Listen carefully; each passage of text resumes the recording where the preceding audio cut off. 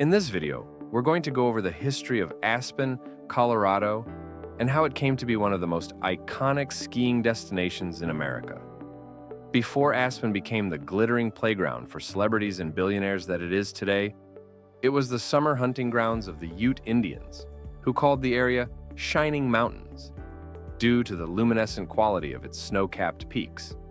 But everything changed in 1879 when silver prospectors discovered extensive silver deposits in the mountains. The first prospectors established a tent city, initially called Ute City. B. Clark Wheeler skied into town from Leadville to complete the first survey, renaming it Aspen for marketing purposes due to the abundance of aspen trees. By year's end, the population had grown to over 800 residents with more than 200 houses. A July 1880 edition of the Gunnison News described the rapidly growing camp. Aspen now has between 400 and 500 inhabitants. The mines in the Aspen district are of remarkable richness. In 1883, the arrival of Jerome B. Wheeler marked a turning point. Wheeler invested heavily in mining operations and local development, building both the Wheeler Opera House and the Hotel Jerome in 1889. These elegant Victorian buildings signaled Aspen's transition from wooden structures to more permanent red brick architecture. In 1887, the arrival of the Denver and Rio Grande Railroad connected Aspen to the outside world, winning a fierce race against the Colorado Midland by 3 months. In its first 7 years, it carried out $112 million worth of ore. By the early 1890s, Aspen had exploded to over 12,000 residents and was producing 1/6 of the nation's silver output. The city boasted electric lights, modern amenities, and was considered better lit than New York City. The crown jewel of Aspen's mining era was the Smuggler Mine. In 1894, it produced the largest silver nugget ever mined, weighing an astounding 2,340 pounds. However, this historic discovery came too late to save the town from the devastating silver crash of 1893, when Congress repealed the Sherman Silver Purchase Act. A dramatic story from the winter of 1899 illustrates both the harsh conditions and resourcefulness of early residents. During a terrible storm that cut off the nearby town of Independence, 75 remaining residents faced starvation. In a remarkable feat of survival, they tore down their homes to fashion skis from the wooden walls, using them to escape to Aspen. They even made a race of it, with the entry fee being a ham sandwich. Between 1890 and 1900, Aspen lost 35% of its residents, and the population crash was severe. By 1930, only 705 people remained, and locals referred to this period as the quiet years. During this time, many grand Victorian buildings fell into disrepair, though this neglect inadvertently preserved much of the town's historic architecture. In 1936, the transformation began when T.J. Flynn and Billy Fisk, a former U.S. Olympic bobsledder, met at a California polo club. After visiting Flynn's Aspen property, Fisk saw potential for an American equivalent to Swiss ski resorts.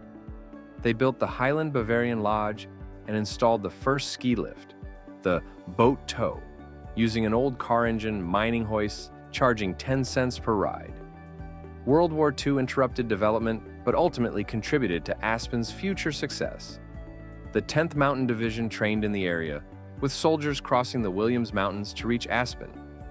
They were met by the town band and given steak dinners and rooms at the Hotel Jerome for $1 each. Among these soldiers was Friedel Pfeiffer, who would later help establish the Aspen Skiing Corporation.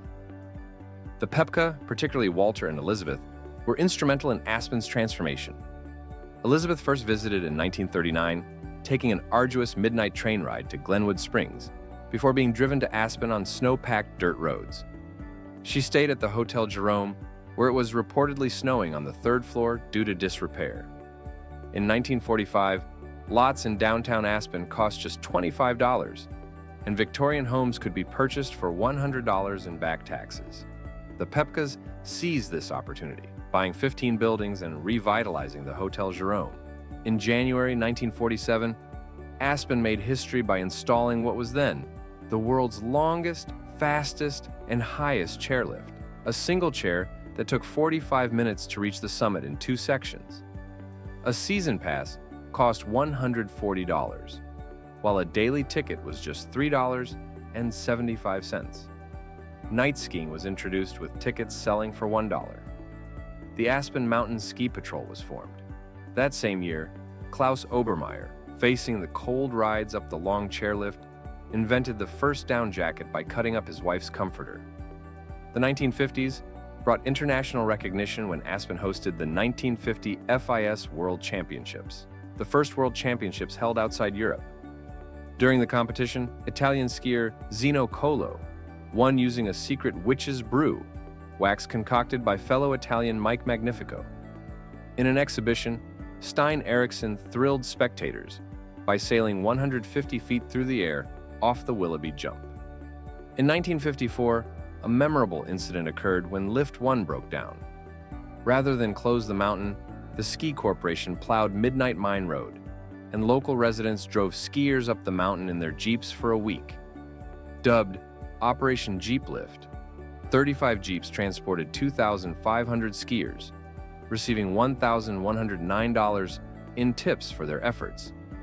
By 1958, Aspen's skiing empire expanded with the opening of both Buttermilk Mountain and Aspen Highlands. Whip Jones developed Highlands with 2 chairlifts, a T-bar, and a rope tow, while Friedel Pfeiffer and Art Pfister opened Buttermilk. Snowmass followed in 1967, completing the Power of 4 that would define Aspen's future. A pivotal moment came in 1986 with the installation of the Silver Queen gondola, reducing the ride time to Aspen Mountain's summit from 45 to 14 minutes. That same year marked the beginning of snowboarding at Aspen Highlands, though Aspen Mountain famously held out until 2001 before allowing snowboarders on its slopes. The ultra-wealthy began constructing elaborate underground bunkers beneath their mansions during the 2000s, some spanning over 5,000 square feet, with amenities like wine cellars, movie theaters, and indoor pools. These bunkers, costing upwards of $20 million, became so widespread that local authorities had to create new building codes, specifically addressing underground construction due to concerns about groundwater flow patterns.